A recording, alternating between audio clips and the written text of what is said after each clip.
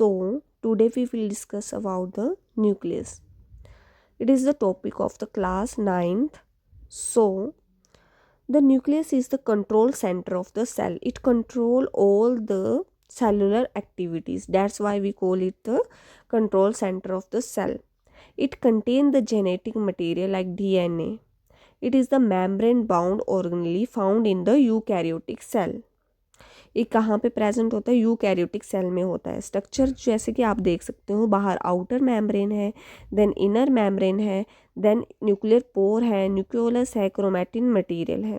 So outer membrane and inner membrane जो होती है, तो न्यूक्लियस क्या है? It is surrounded by A double layer membrane. इस मिलके क्या बनाता है? न्यूक्लियर इन्वल्प बना देता है. इसके ऊपर फिर देख रहे हो आप न्यूक्लियर पोर है. न्यूक्लियर पोर क्या हेल्प करते हैं? Allow the transfer of material in and out of the cell.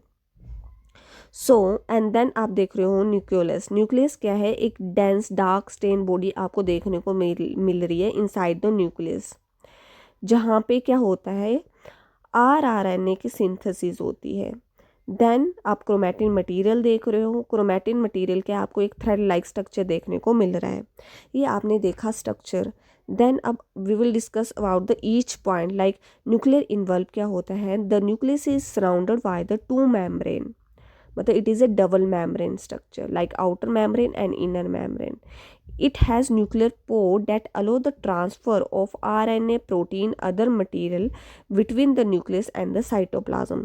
So this nuclear pore help to transport the proteins, main materials between the nucleus से cytoplasm में transport करने के लिए ये nuclear pore present होते हैं. The nuclear membrane is continuous with the endoplasmic reticulum. When we see the structure, like when we see this structure, the nucleus के साथ ही outer membrane के साथ ही हमें जो है endoplasmic reticulum देखने को मिलता है. Then nucleolus, a dense spherical body present inside the nucleus is called the nucleolus. It is the site of the rRNA synthesis. ठीक है, rRNA मतलब राइजोसोमल RNA synthesis. अब this subunit exit the nucleus to the cytoplasm. अब rRNA की synthesis यहाँ पे हुई. अब ये सब यूनिट जो है वो न्यूक्लियस से जाती है साइटोप्लाज्म में through the nuclear pore, and then वहाँ पे जाके one larger subunit combine with the smaller subunit and it will form the functional ribosome. Then we see the chromatin. Chromatin क्या है? In non dividing cell में हमें एक thread like structure देखने को मिलता है जिसको हम क्रोमैटिन बोल देते हैं. But when the cell are divide it will condense and form the chromosome. So in dividing cell में we see the chromosome. This chromosome contain the DNA and the protein. Okay, so देखो जैसे कि chromosome क्या है? Rod shape structure है, visible only when the cell is about to divide. They carry the heredity information from the parents to the next generation, composed of the DNA and the protein, जो कि मैंने अभी आपको बताया. Then this DNA, ये जो DNA helical structure आप नीचे देख रहे हो डायग्राम में, इसमें आपको शो किया है जीन. तो जीन क्या है? फंक्शनल सेगमेंट होता है डीएनए का जो कि कंट्रोल करता है इनहेरिटेंस ऑफ कैरेक्टर्स को. फॉर एग्जांपल जैसे अलग अलग कलर होते हैं, आई कलर अलग होता है हर किसी का, हर किसी के जो हेयर हैं वो अलग होते हैं. तो ये पर्टिकुलर जो है कंट्रोल कौन करता है? इनहेरिटेंस ऑफ कैरेक्टर्स को ये पर्टिकुलर सेगमेंट कंट्रोल करता है डीएनए का, जिसको हम जीन बोलते हैं. Okay, and then in the class 9th when we study the nucleus, तो at centre of the page we see the thread of curiosity. So इसमें क्या बोला गया है आपको कि सम सेल, कुछ सेल ऐसे होते हैं जिनमें न्यूक्लियस नहीं होता. फॉर एग्जांपल इन आरबीसी, है ना, आरबीसी में न्यूक्लियस नहीं होता है. They do not have a nucleus, it is enucleated. So क्यों इसमें न्यूक्लियस क्यों नहीं होता? क्योंकि इसमें क्या होता है? हीमोग्लोबिन पिगमेंट होती है जो कि कैरी करती है ऑक्सीजन को, और फिर उस ऑक्सीजन को पूरी बॉडी में पहुंचाया जाता है.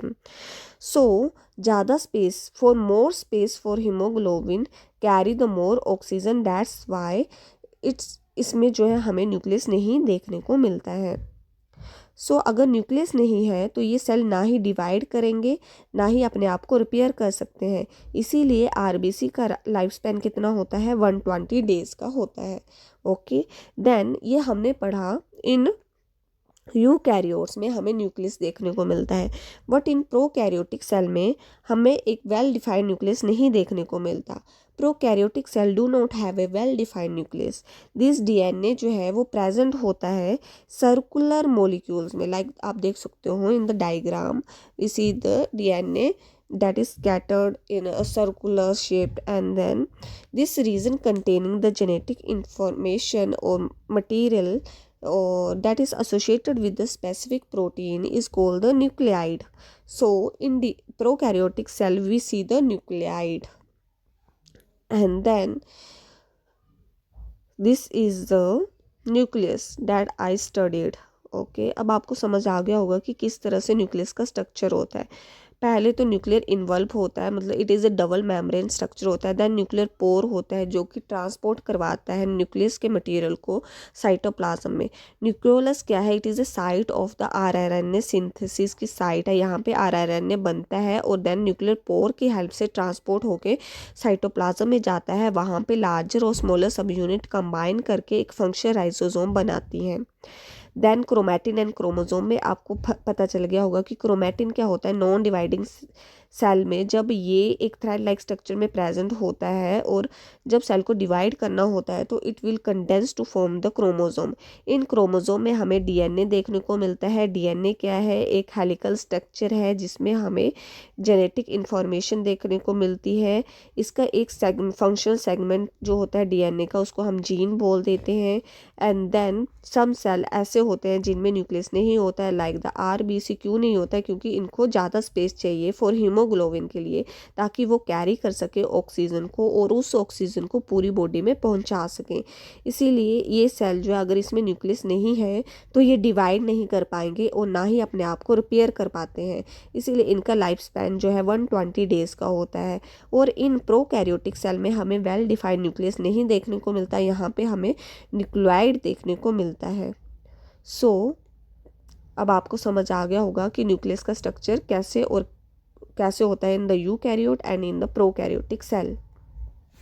सो थैंक यू फॉर वॉचिंग।